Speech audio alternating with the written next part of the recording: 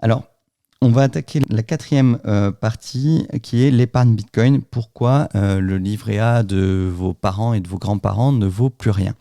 Le livret A, aujourd'hui, c'est 0,5% de rendement. Je crois que je l'ai connu quand j'étais gamin, c'était quelque chose comme 2% ou 1,75% de rendement. Aujourd'hui, on est tombé à 0,5%. Donc, du coup, comme c'est inférieur à l'inflation, c'est ce que je vous disais tout à l'heure, laissez votre argent sur un livret A, ça équivaut à perdre de l'argent en fait. Par exemple, rien que sur crypto.com, qui est un des sites dont je vais vous parler pour récupérer de la crypto-monnaie, j'ai un minimum de rendement qui est de 6%. De 6%. De 6%.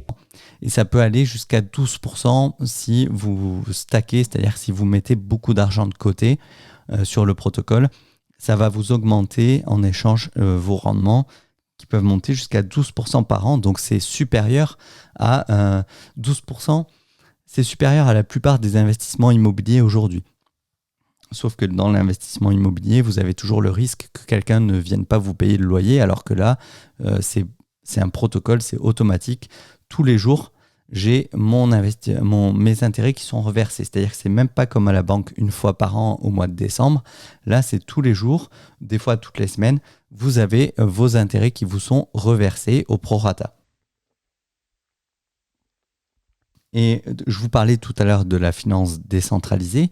Il faut savoir qu'il y a certains protocoles un peu plus à risque, mais qui permettent des rendements de plusieurs dizaines de pourcents. Des fois, on peut aller jusqu'à 100% sur quelques...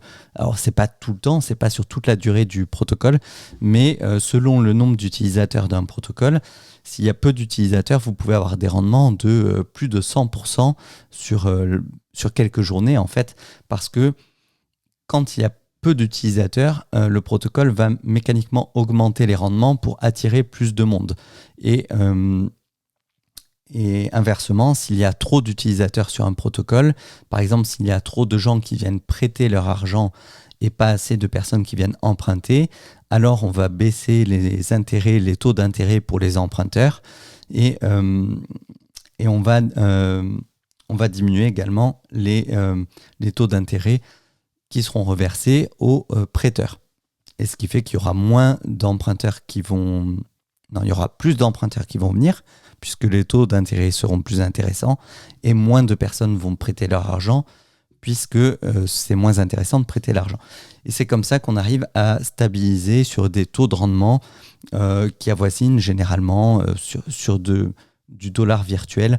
On arrive sur des taux de rendement qui sont entre 3 et 10% par an.